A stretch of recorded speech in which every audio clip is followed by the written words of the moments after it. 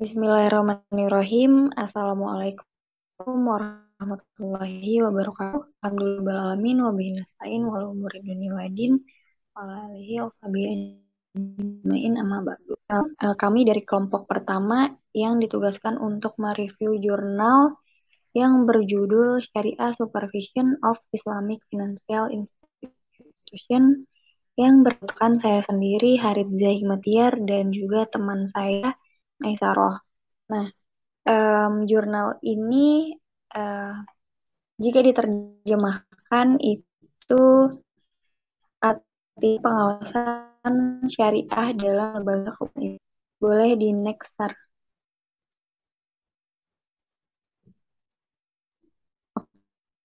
Oke. Nah, di dalam jurnal ini itu membahas tentang tata kelola perusahaan di lembaga keuangan Islam. Yang teman-teman juga lihat, lembaga keuangan Islam ini atau disingkat sebagai LKI adalah lembaga keuangan yang secara resmi dan praktis itu menganut prinsip syariah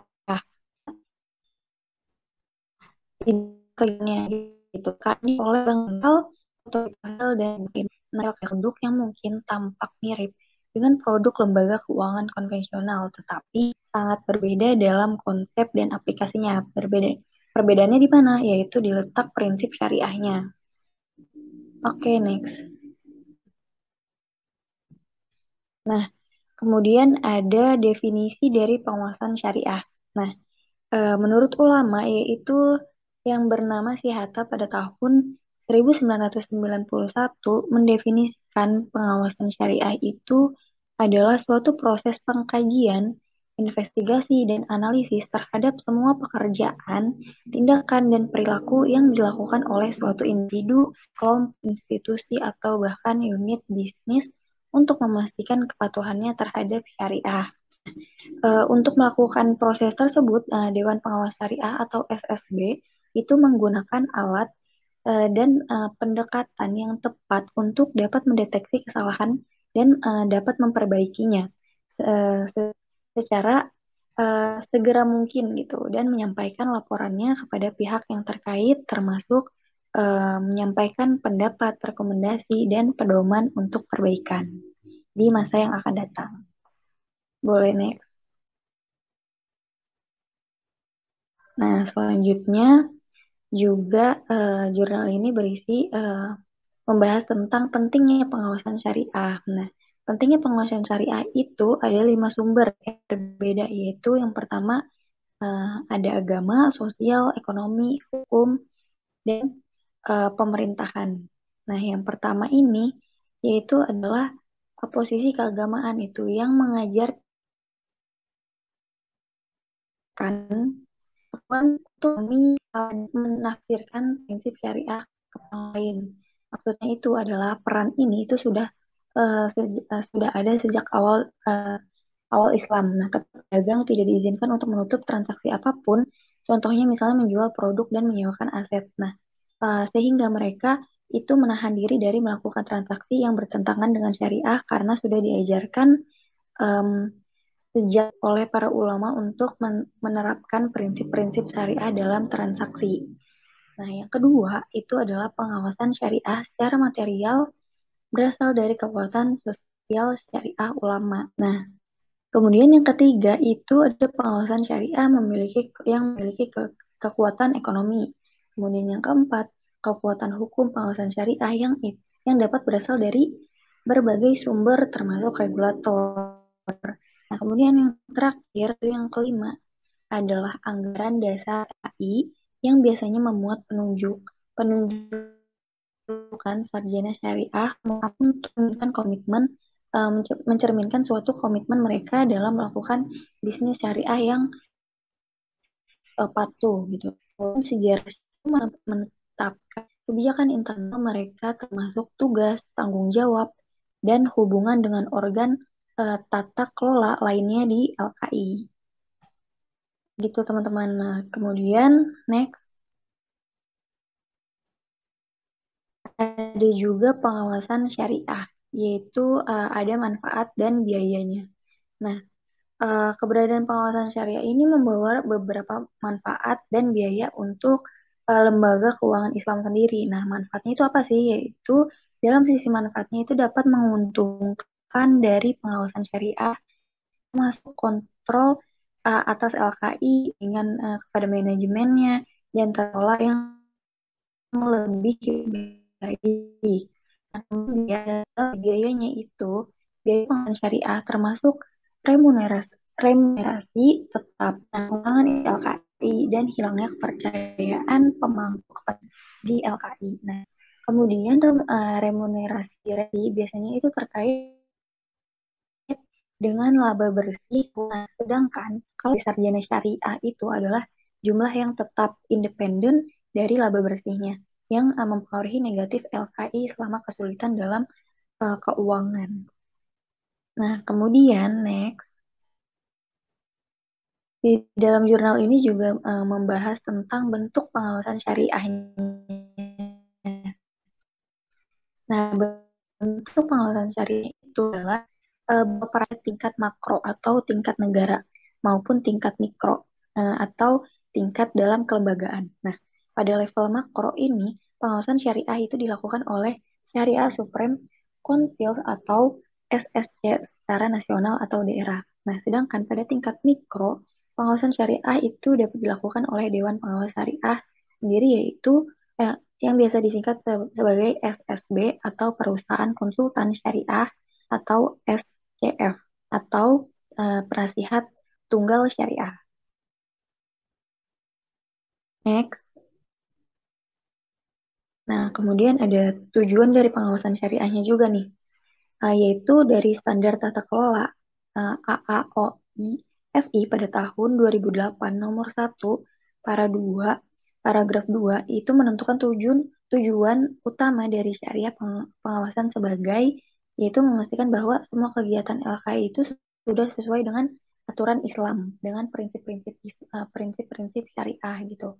Nah, tujuan utamanya itu juga dibagi nih menjadi 4 tujuan. Nah, yang pertama itu yang bisa teman-teman lihat, yang pertama adalah pengawasan syariah yang mengawasi kegiatan untuk memastikan kepatuhan sepenuhnya terhadap syariah dengan mencocokkan produk dan kontrak dengan prinsip-prinsip syariah.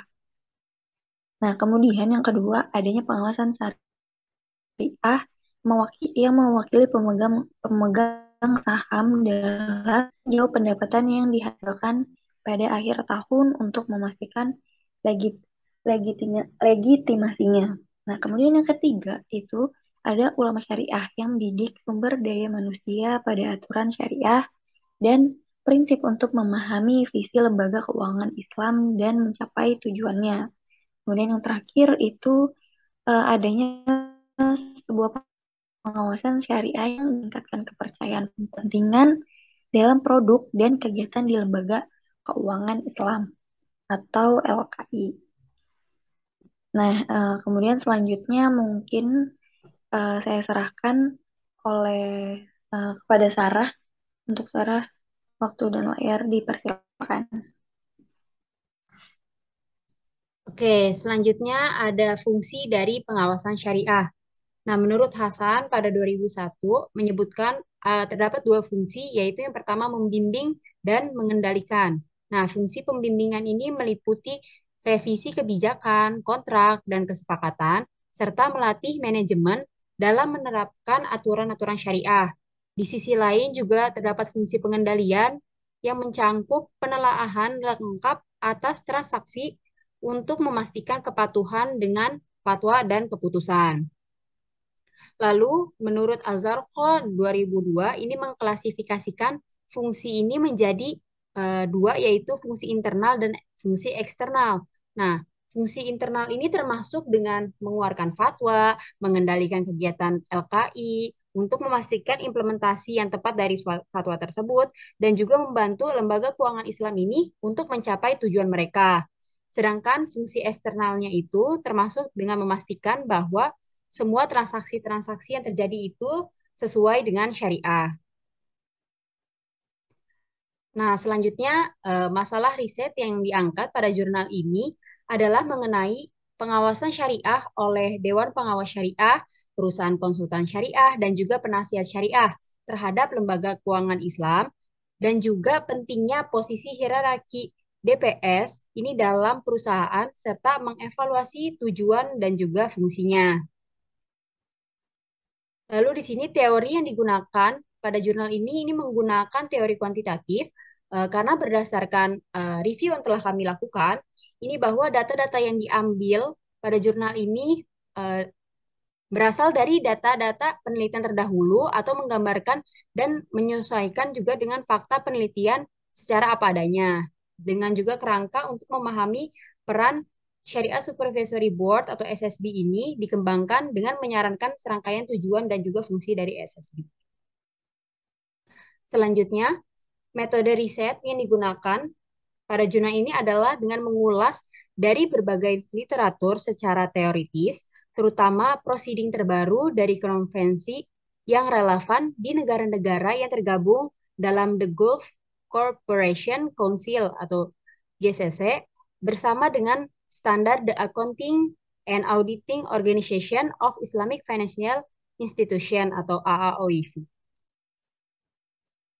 Selanjutnya, temuan riset yang didapatkan dari jurnal ini adanya kekurangan dari standarisasi di antara the Islamic Financial Institution atau lembaga keuangan Islam ini mengenai posisi Syariah Supervisory Board atau biasa disebut juga Dewan Pengawas Syariah dalam hierarki perusahaan. Nah, selain itu, SSB ini itu juga diketahui mengendalikan kegiatan IV atau kegiatan lembaga keuangan Islam ini lebih dari jenis pengawasan lainnya, seperti perusahaan konsultan syariah dan juga penasihat syariah.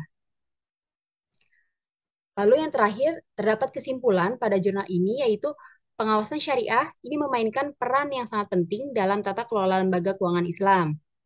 Ini juga memiliki bentuk yang berbeda di tingkat makro dan mikronya. Pada level makro, pengawasan syariah ini dilakukan oleh KASS di dalam dan juga di luar dari bank sentral. Sementara pada tingkat mikro, itu dilakukan oleh SSB, SSC, dan juga penasihat syariah. Nah, SSB ini sendiri juga merupakan bentuk pengawasan yang paling umum. SSB juga memperoleh kepentingannya dari 5 sumber tadi yang telah dijelaskan, yaitu agama, sosial, ekonomi, hukum, dan juga pemerintahan. Serta bertujuan untuk memastikan bahwa setiap kegiatan dari lembaga keuangan Islam ini telah patuh pada syariah melalui pengawasan manajemen dan juga memberi mereka bimbingan.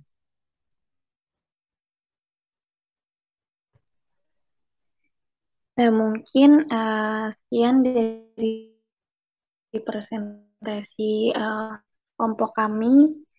Maaf kalau misalnya ada salah-salah kata atau kurang atau dalam uh, penyampaiannya kurang lebih mohon maaf. Assalamualaikum warahmatullahi wabarakatuh.